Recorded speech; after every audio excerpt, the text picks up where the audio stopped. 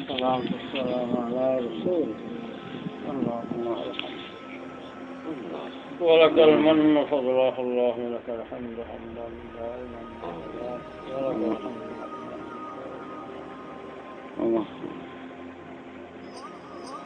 اللهم ارزقنا حبك وحب حبيبك ورسولك محمد صلى الله عليه وسلم وحب من ينفعنا حبك اللهم إنا نسألك من كل خير خزائنه بيدك نعوذ من كل شر خزائنه بيدك اللهم إنا نسألك من كل خير ما سألك به نبيك وسيدنا محمد صلى الله عليه وسلم ونعوذك من كل شر ما استعاذك منه نبيك سيدنا محمد صلى الله عليه وسلم اللهم احشرنا في زمرته واستعن منا بسنته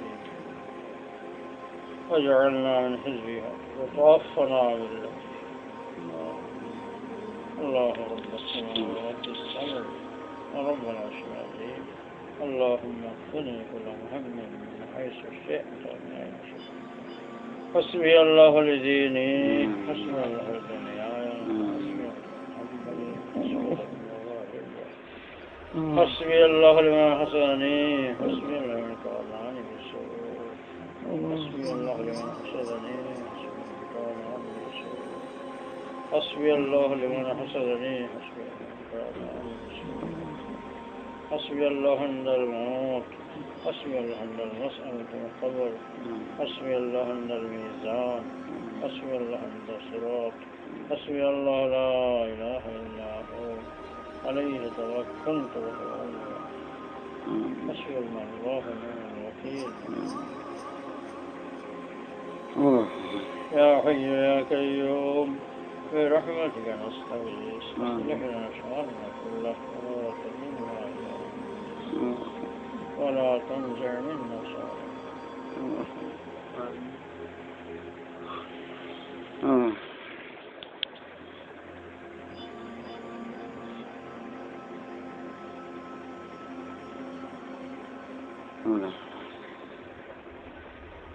ربنا تقبل منا انك السميع العليم وتب علينا انك انت التواب بحرمة النبيين الصديقين صلى الله عليه وسلم بحرمة سيد الأبرار سيدنا وشفيعنا حبيبنا مولانا محمد سبحان ربك رب العزة عما يصفون الحمد لله رب العالمين.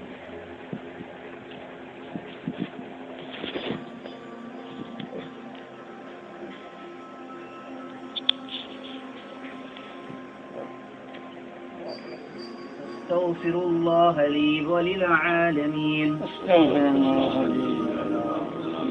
اللهم صل وسلم وبارك على محمد النبي العالمين وعلى العالمين.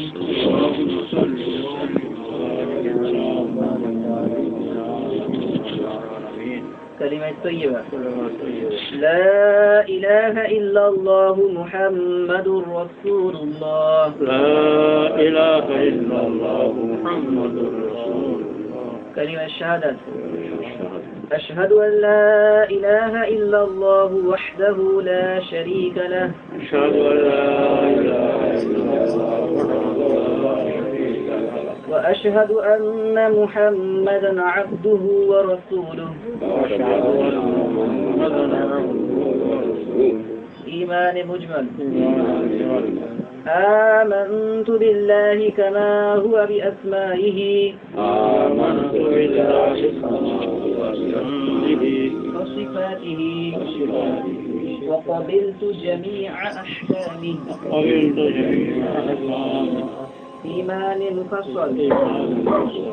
آمنت بالله وملائكته وكتبه ورسله. آمنت بالله وملائكته وكتبه ورسله. واليوم الآخر. واليوم الآخر. والقدر خيره وشره من الله تعالى. والقدر خيره وشره من الله تعالى. والبعث بعد الموت. والبعث بعد الموت. حسنا سبحانك اللهم وبحمدك سبحانك اللهم وبحمدك وتبارك اسمك وتعالى جدك وتعالى جدك ولا إله غيرك لا إله غيرك. التشهد. التحيات لله والصلوات والطيبات. التحيات لله والصلوات والطيبات. السلام عليك أيها النبي ورحمة الله وبركاته. السلام عليك أيها النبي ورحمة الله وبركاته. السلام علينا وعلى عباد الله الصالحين. السلام علينا وعلى عباد الله الصالحين. أشهد أن لا إله إلا الله وأشهد أن محمدا عبده ورسوله. أشهد أن لا إله إلا الله وأشهد أن محمدا عبده ورسوله. اللهم صل على محمد وعلى آل محمد. اللهم صل على محمد وعلى آل محمد كما صليت على إبراهيم وعلى آل إبراهيم كما صليت على إبراهيم وعلى آل إبراهيم إنك حميد مجيد. إنك حميد مجيد. اللهم بارك على محمد وعلى آل محمد. اللهم بارك على محمد وعلى آل محمد كما باركت على إبراهيم وعلى آل إبراهيم كما باركت على إبراهيم وعلى آل إبراهيم إنك حميد مجيد. إنك حميد مجيد. سؤال مشروع. اللهم إني ظلمت نفسي ظلما كثيرا. اللهم إني ظلمت نفسي ظلما كثيرا ولا يغفر الذنوب إلا أنت. ولا يغفر الذنوب إلا أنت. فاغفر لي مغفرة من عندك وارحمني. فاغفر لي مغفرة من عندك وارحمني. إنك أنت الغفور الرحيم. إنك أنت الغفور الرحيم. اللهم إنا نستعينك اللهم إنا نستعينك ونستغفرك ونستغفرك ونؤمن بك ونؤمن بك ونتوكل عليك ونتوكل عليك ونثني عليك الخير ونشهد عليك الخير ونشكرك ونشكرك ولا نكفرك ولا نكفرك ونخلع ونترك من يفجرك. ونخلع نترك من يفجرك. اللهم إياك نعبد ولك نصلي اللهم إياك نعبد ولك نصلي ونسجد وإليك نسعى نسجد وإليك نسعى ونحفد ونرجو رحمتك نرجو رحمتك ونخشى عذابك ونخشى عذابك. إن عذابك بالكفار ملحق. إن عذابك بالكفار ملحق. أعوذ بالله من الشيطان الرجيم. أعوذ بالله من الشيطان الرجيم. بسم الله الرحمن الرحيم. بسم الله الرحمن الرحيم. الحمد لله رب العالمين. الحمد لله رب العالمين. الرحمن الرحيم. الرحمن الرحيم. مالك يوم الدين. مالك يوم الدين. إياك نعبد وإياك نستعين. إياك نعبد وإياك نستعين. اهدنا الصراط المستقيم. اهدنا الصراط المستقيم. صراط الذين أنعمت عليهم. صراط الذين أنعمت عليهم غير المغضوب عليهم ولا الضالين. غير المغضوب عليهم ولا الضالين. آمين.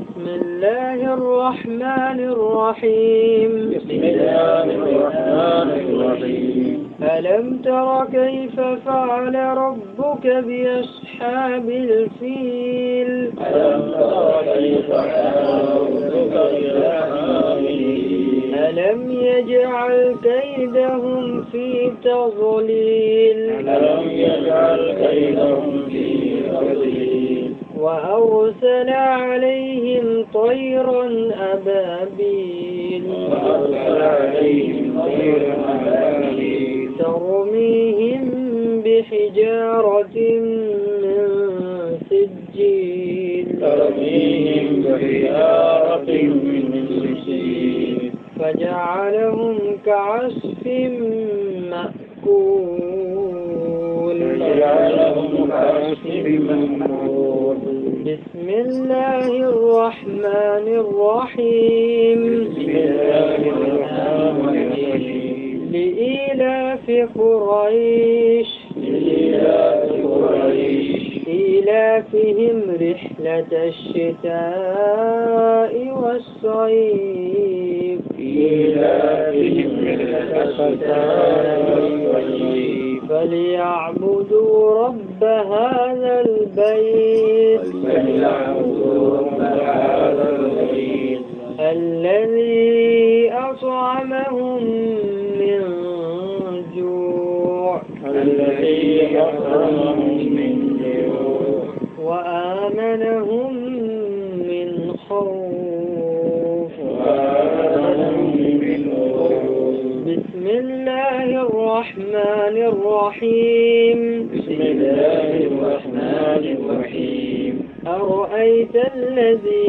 يكذب بالدين أرأيت الذي يكذب بالدين فذلك الذي يدع اليتيم فذلك الذي يدعو اليتيم ولا يحض على طعام المسكين ولا يحض على طعام المسكين فويل للمصلين وويل للمصلين الذين هم عن صلاتهم ساهون الذين هم عن صلاتهم ساهون الذين هم يراءون الذين هم يراءون ويمنعون الماعون ويمنعون الماعون بسم الله الرحمن الرحيم بسم الله الرحمن الرحيم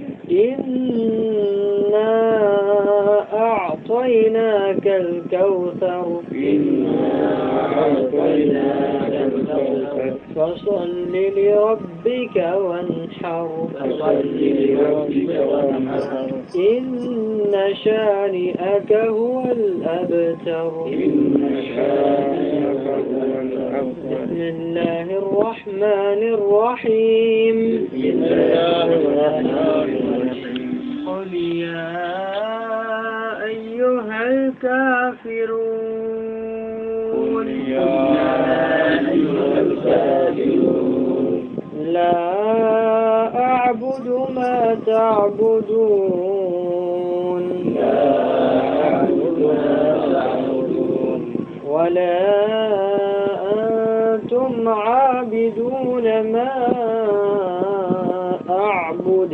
ولا أنتم عابدون ما أعبد ولا أنا عابد ما عبدتم ولا أنا عابد ما عبدتم ولا أنتم عابدون ما أعبد ولا أنتم عابدون ما أعبد لكم دينكم ولي دين لكم دينكم ولي دين بسم الله الرحمن الرحيم بسم الله الرحمن الرحيم إذا جاء نصر الله والفتح إذا جاء نصر الله والفتح ورأيت الناس وسيدخلون في دين الله أفواجا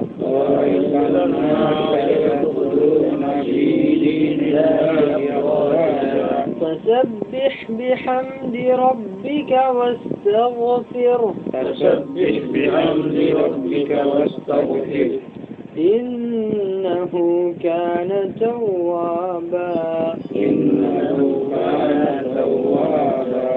بسم الله الرحمن الرحيم تبت يدا أبي لهب وتب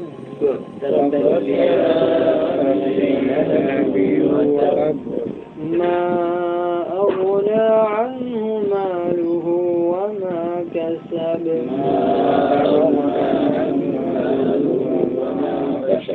سيصلى نارا ذات لهب وامرأته حمالة الحطب في جيدها حبل من مسد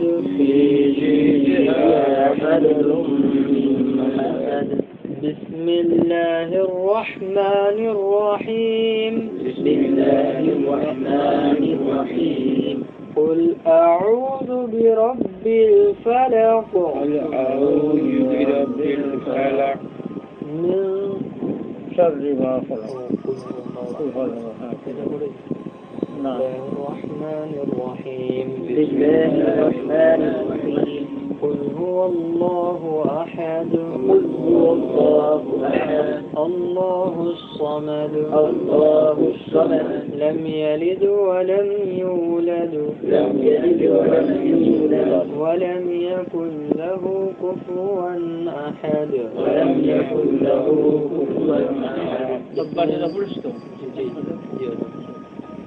بسم الله الرحمن الرحيم قل أعوذ برب الفلق من شر ما خلق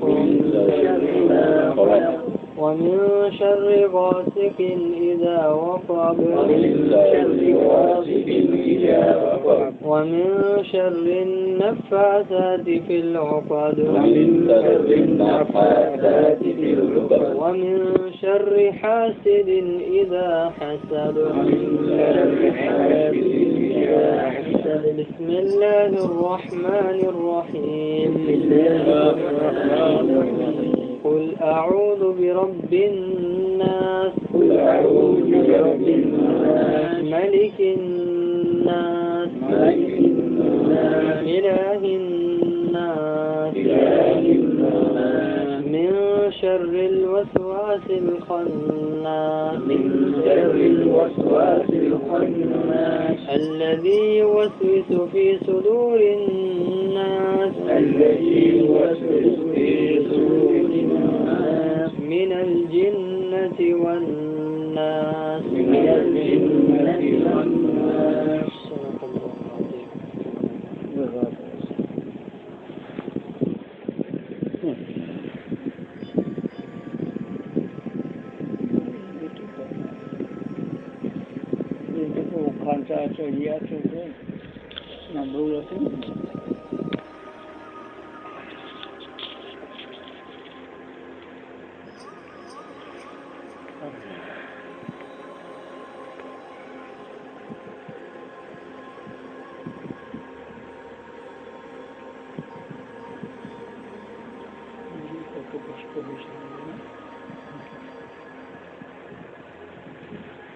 শান্তিভাবে থাকতে যায় আল্লাহ নির্দেশ পালন করলেন না।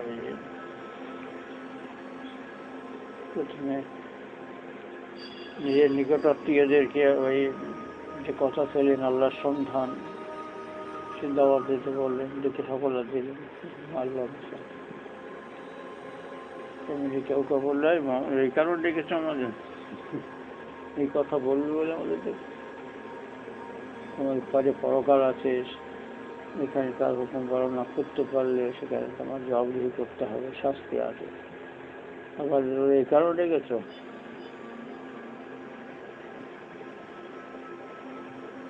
প্রথমে এরকম বললেন যদি আমি বলি সাফা পাহাড়ের পিছন দিকে 70 দল লুকিয়ে আছে, তোমার আক্রমণ করতে পারে, তোমার মানবো? হ্যাঁ মানবো, আপনি সত্যবাদী। তারপর যখন বললেন তোমাদের এইরকম এই জীবনের পিছনে আরেকটা জীবন আছে, তোমরা যদি আল্লাহকে না মানো, ইমান না আনো, তার কথা পালন করে না চলো, তাহলে সেই দিন শাস্তি আছে। এই কথা যখন বললেন, বলে এই কারণটা গেছো ওয়া মোহাম্মদ আলে হাজা দাঁড়াও থা না। এরপরে নিকটাত্মীয় বললেন, তারাই উত্তর দিল ফার্স্ট দাঁড়াবে মা তো আমার এই আত্মগমন যে কাজের নির্দেশ দেওয়া হয়েছে আপনি এবার প্রচার করুন। প্রচার করতে যাচ্ছেন, যেখানে লোক পান সেখানে এই দিনের কথা বলেন। সারা দুনিয়া সব জায়গায় তো ওই কুফর, বদহায়াই, বেহায়াই, গুনাহ সারা পৃথিবীতে, কিন্তু সেখানে একাই, সারা পৃথিবীর মধ্যে একাই। একাশ মহা জুলম জিন্না এইসব বাজার ছিল, সেখানে সেখানে যান। আবুল হাব চাচা, তিনি সত্যতা করে, মাথায় ধুলে দেয়, বলে আমার ভাই মাথা খারাপ হয়ে গেছে। কি ওর কথা শুনুন। চাচা, ছোট চাচা আব্বাস জানো, তিনি ইমান আনেননি, কিন্তু ভালোবাসতেন নবীজিকে। ওই ওর থেকে ওই আবুল হাবে বলতে হাত ধরে ফেল দিতেন, এইরকম করছে কেন? ভাই কত নেক ছেলে, কত ভালো সন্তান।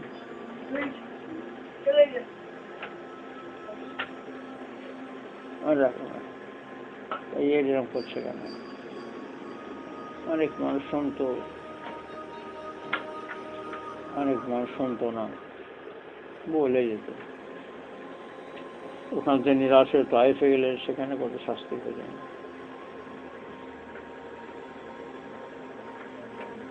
চালিয়ে যাচ্ছে, লোক ইমান আনছে, একজন দুজন তিনজন, কিছু 40-এর সংখ্যা। অবকার ইমান আনলেন, এলে মসজিদে প্রচার করতে গেছেন, সবাই ইজ্জত করতো। কোরআন বংশের সম্ভ্রান্ত ছেলে, বড় ব্যবসায়ী, সম্মান করলেন। কিন্তু যেই তাদের যে দেবতার ঘোষণা করতো, তার বিপরীতে আল্লাহ যখন ডাক দিলেন, আল্লাহর দাওয়াত দিলেন, তখন ওকে সব চারদিকে মারতে শুরু করছে। এমন মার একটু বেহোশ হয়ে গেছিল। তা তো ভালো মন্দ লোক ছিল, তারা বললে কি করছো, একটু বিরাট খন্দা, তারা এক্ষুনি শুনলে তো তোমার বিরাট একটা যুদ্ধ হয়ে যাবে, কাকে কি করবে। গরম দুধ দিয়েছে, বলি মোহাম্মদ সাহেব কোথায় এখন, তিনি এখন কিরম আছেন? এত মেরেছে। আবু বকর প্রথম খলিফা।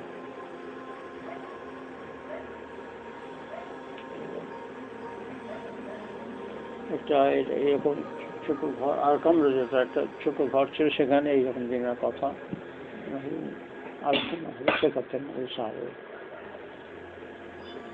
প্রথম ওই মাদ্রাসা করলে ওই পাশা আর কামরা বাড়ি নির্জনে, সেখানে কেউ যাবে না। সেখানে নবী ছিলেন, সেই সময় আমার তলোয়ার নিয়ে গেছে এখানে কোথায় গর্দান মারতে গিয়েই সেখানে ইমান এনে ফেললাম।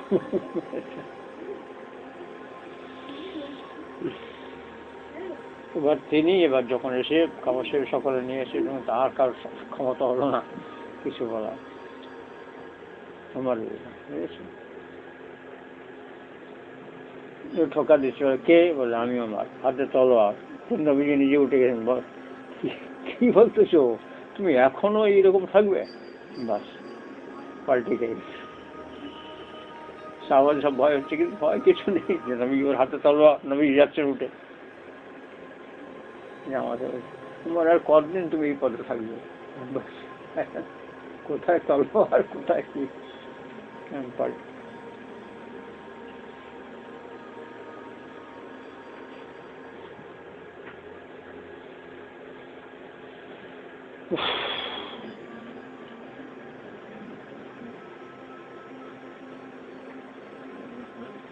এই নবীর يا أيها المزمل قم الليل إلا قليلا نصفه أو انقص منه قليلا أو زد عليه ورتل القرآن ترتيلا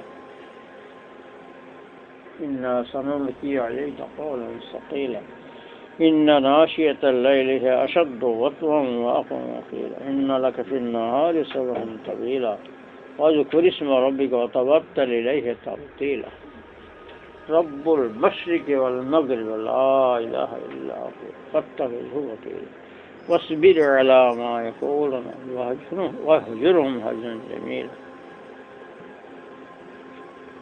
يا নবী আপনি উঠে পড়ুন, উঠে রাখতে নামাজ পড়ুন। ইল্লা কালিলা, সারা রাত উঠে না, কিছু আবার শুতে হবে। নিষ্পাহু অর্ধরাত্রিতে, আর রাতের 2-3 ভাগ অংশে, 2-3 অংশে, অসুলসাহু 3-1 অংশে, মানে যেরকম রাত্রে প্রস্তুত হয় সেরকমভাবে নামাজ আদায় করে। নবী এতগুলো কাজ করছেন, দিনের কাজ, সাহাবার ঈমান আনছেন, কষ্ট পাচ্ছেন, আবার রাত্রে তাহাজ্জুদ নামাজ।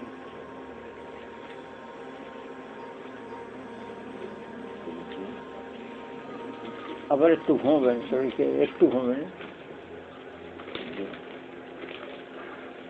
ওয়ারাত্তিলিল কোরআন, কোরআন পাক তাজবিদের সঙ্গে সুন্দরভাবে খুব শেয়ারে আপনি কোরআন শরীফ পড়বেন। যদি গভীর রাত্রে নামাজ পড়তে বলছেন, কোরআন শরীফ পড়া।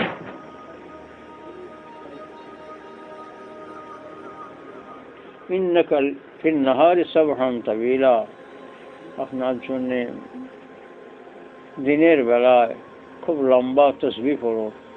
এতগুলো কাজ তার সাথে এগুলো। ওয়াজকুর ইসমা রব্বিকা ওয়া তাবাত্তাল ইলাইহি তাবতীল, আপনার প্রভুর নামে জিকির করো, প্রভুর নামে। আর তার সঙ্গে নির্জনতায় দিল লাগান, সকলের সঙ্গে দুনিয়ার সব সম্পর্ক ছেড়ে দিয়ে একদম নির্জনে মুরাকাবা করো।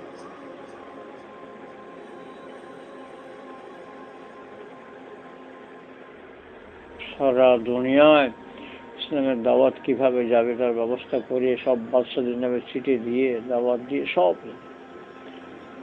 আর পৃথিবীর সমস্ত মানুষের জন্যে সারা জীবন কি করতে হবে শুরু থেকে নিয়ে সমস্ত বিধান করে দিয়ে কত জিহাদ করলেন, যুদ্ধের ময়দানে দাঁত শহীদ হয়ে গেছে, খুব কাজ হয়ে যাচ্ছে। আরে নামাজ পড়তেছি আবার কি, এই ছুরি এইগুলো কেটে বাঁধো, যেখানে পড়ে শেষ লেগেছে পড়তে পড়ে ছুরি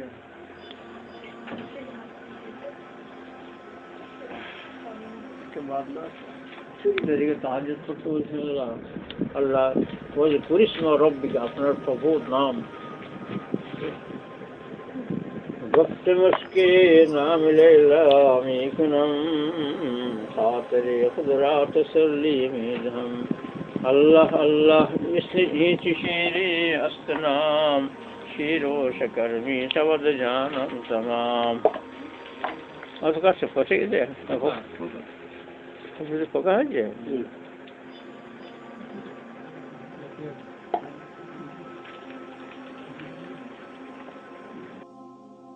আল্লাহ আল্লাহ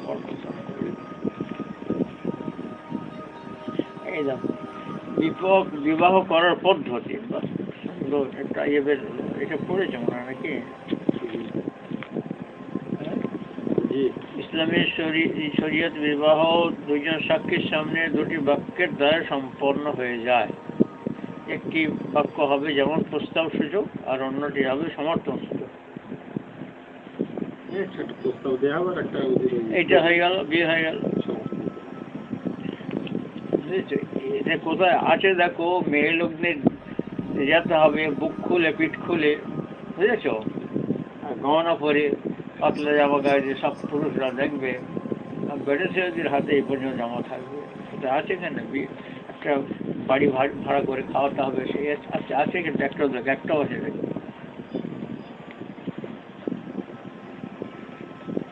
যেমন পাত্র পাত্রী উভয় যদি ভয়প্রাপ্ত হয়, তারা নিজেরাই সাক্ষীর সম্মুখে নিজেদের বিবাহ কার্য সম্পন্ন করে নিতে পারবে সবালে বলে, আমি তোমাকে বিয়ে করে মানে দুজন সাক্ষী থাকার চাই। একজন বলবে আমি তোমাকে বিবাহ করলাম, আর অপরজন বলবে আমি কবুল করলাম বা মঞ্জুর করলাম। এতে বিবাহ সম্পন্ন হয়। বেহেশতে জোর চতুর্থ খণ্ড, আশরাফুল থানভীর হাতে বেহেশতি কিতাবে লেখা। মেয়ে নাবালিগা হলে অভিভাবকের সম্মতিতে বিবাহ সম্পন্ন হয়ে যায়। যেমন আব্দুর রহমান দুজন সাক্ষীর সামনে নূর আলমকে বলল, আমি আমার মেয়ে জয়নাবের বিবাহ তোমার সঙ্গে দিলাম। বাপ বলছে, বুঝেছো, দুটো সাক্ষীর সামনে আব্দুর রহমান বলল, নূর আলমকে বলছে, দুটো সাক্ষীর সামনে আব্দুর রহমান বলছে, নূর আলমকে বলছে, আমি আমার মেয়ে জয়নাবের বিবাহ তোমার সঙ্গে দিলাম। নূর আলম বলল, আমি কবুল বা মঞ্জুর করলাম। বাস, বিবাহ কার্য সম্পন্ন হয়ে গেল। কোথায় হাঁড়ির দেখ, কোথায় হারাম খোর, সব হারাম খাচ্ছে সব। আরেকটি উদাহরণ দেখুন, হারাম দেখছে, হারাম শুনছে। আরেকটি উদাহরণ দেখুন, আব্দুল করিম একজনকে বলল, আপনার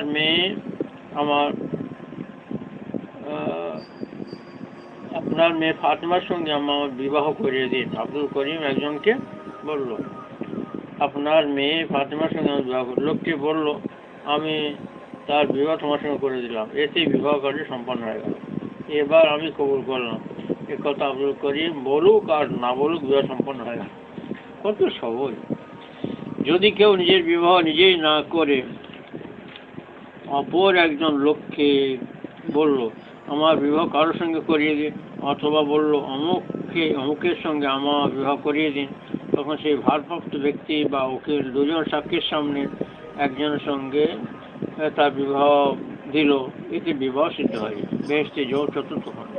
বিধর্মীদের বিবাহ তাদের বিধান অনুযায়ী যেভাবে সম্পন্ন হয়ে থাকে, সেটা ইসলামী বিধানেও গ্রহণ হয়ে যায়, গ্রাহ্য হয়।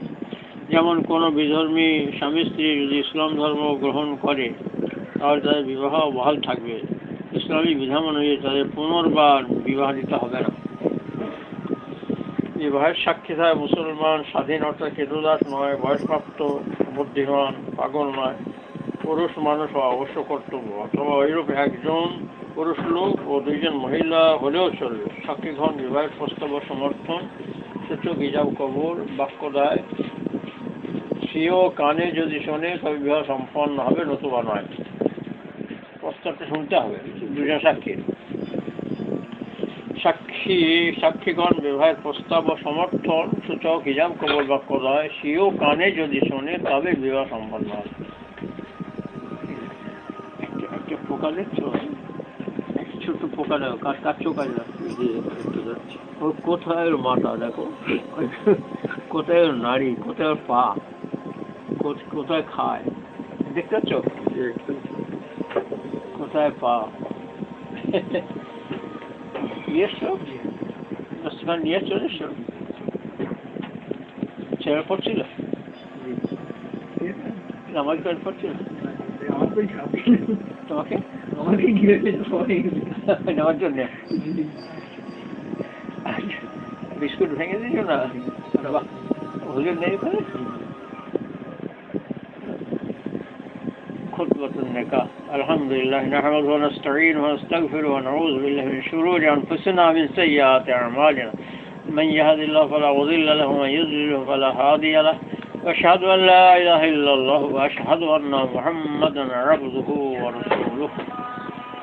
يا أيها الذين آمنوا اتقوا الله حق تقاته ولا تموتن إلا وأنتم مسلمون. يا أيها الذين آمنوا اتقوا ربكم الذي خلقكم من نفس واحدة وخلق منها زوجها وبثهم منهما رجالا كثيرا ونساء. واتقوا الله الذي تساءلون به والأرحام إن الله كان عليكم رقيبا. يا أيها الذين آمنوا اتقوا الله وقولوا قولا سديدا يصلح لكم أعمالكم ويغفر لكم ذنوبكم ومن يطع الله ورسوله فقد فاز فوزا عظيما. قال رسول الله صلى الله عليه وسلم النكاح نصف الدين وفي رواية نصف الإيمان. وقال أيضا النكاح من سنتي فمن رغب عن سنتي فليس مني. অর্থাৎ যাবতীয় গুণগান বা প্রশংসা আল্লাহ প্রাপ্য, আমরা তার গুণকীর্তন করি,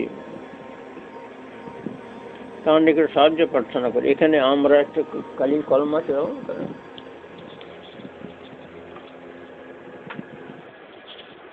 প্রায় আকার হবে গুণকীর্তন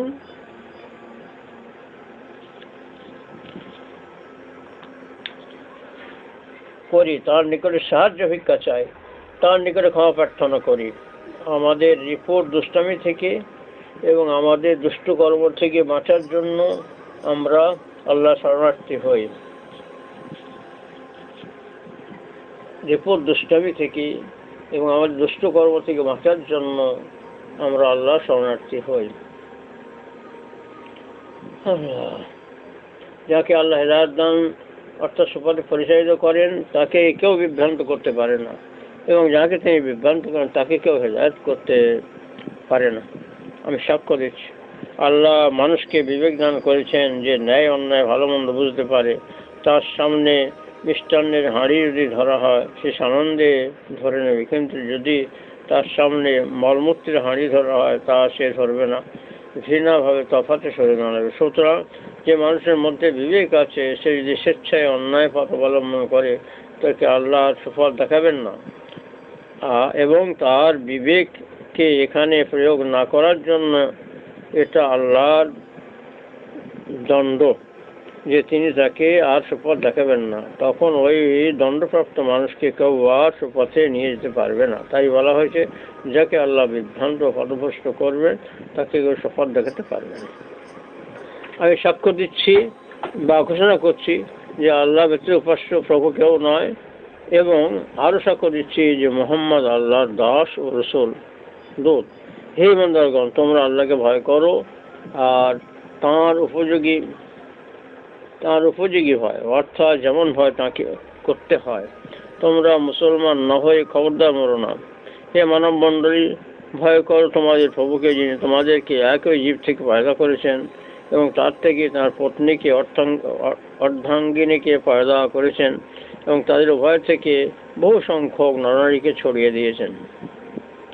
এবং তোমরা সেই আল্লাহকে ভয় করো। কত কোটি ভারতবর্ষে আছে, সারা দুনিয়ায় কত কোটি আছে, সব তাঁদের। আর কত মরে গেছে, কত হবে, সব সেই তাঁদের দুজনের থেকে। এবং তাঁদের উভয় থেকে বহু সংখ্যক নরনারীকে ছড়িয়ে দিয়েছেন। এবং তোমরা সেই আল্লাহকে ভয় করো যার দোহাই দিয়ে তোমরা পরস্পর নিকট থেকে নিজ নিজ হক দাবি করো এবং আত্মীয় সম্পর্কের ছেদ থেকে দূরে থাকো। নিশ্চয় আল্লাহ তোমাদের উপর সতর্ক দৃষ্টি রাখেন। تسألون به الأرحام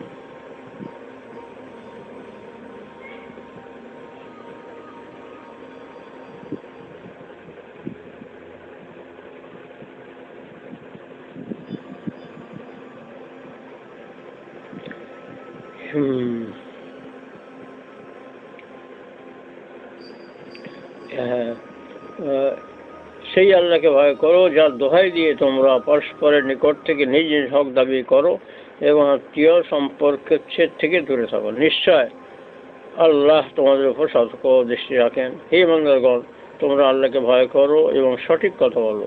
তিনি তোমাদের কর্মে সংশোধন করবেন এবং তোমাদের পাপরাশি মার্জনা করবেন। যে ব্যক্তি আল্লাহ তাঁর রসুলের অনুগত সেই বড়ই সাফল্য লাভ করবে। আল্লাহ রসুল বলেন, বিবাহ দিনের অর্ধেক, অন্য বর্ণনায় আছে ইমানের অর্ধেক। তিনি আরো বলেন, বিবাহ আমার নীতি, যে নীতি উপেক্ষা করবে সে আমার সম্প্রদায়ভুক্ত নয়। হযরত আলীর সঙ্গে বিবি ফাতেমার বিবাহের পর হযরত বিশ্ব নবী সাল্লাল্লাহু আলাইহি ওয়াসাল্লাম হযরত আলী গিয়ে যান এবং কন্যা ফাতেমাকে এক পাত্রে পানি আনতে বলেন।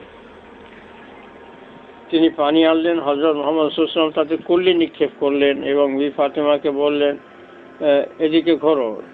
তখন তার বক্ষস্থল ও মস্তকে অল্প পানি ছিটিয়ে দিলেন আর দোয়া করলেন, হে আল্লাহ, এদের সন্তান সন্ততিকে শয়তানের ক্ষতি থেকে নিরাপদে থাকার জন্য তোমার আশ্রয় দিলাম। তারপর বিবি ফাতেমাকে বললেন, এদিকে পিঠ করো।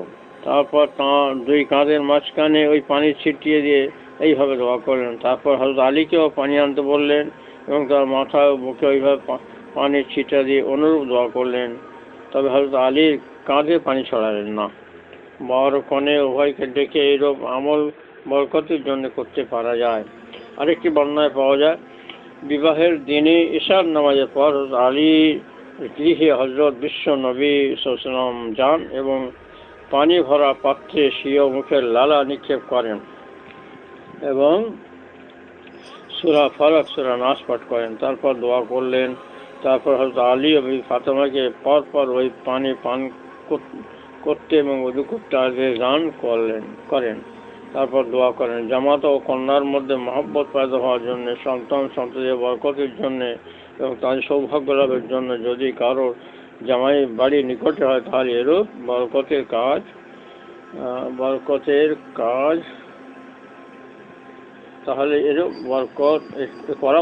কাজ বেহেশতি জগৎ ৬ষ্ঠ খণ্ড ১০। বিবাহের পর পাত্রীর গৃহে ওলিমা বা বিবাহভোজের আয়োজন করা সুন্নত, তবে সামর্থ্য অনুযায়ী ওলিমার ব্যবস্থা করা সমীচীন।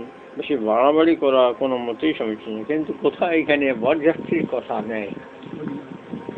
পাত্রীর বরপক্ষ তার বাড়িতে ওলিমা করবে, এটা কি বললো? বিবাহের পর পাত্রের গৃহে ওলিমা, এ নয় বরযাত্রী নিয়ে সেই মেয়ের বাড়ি আসে।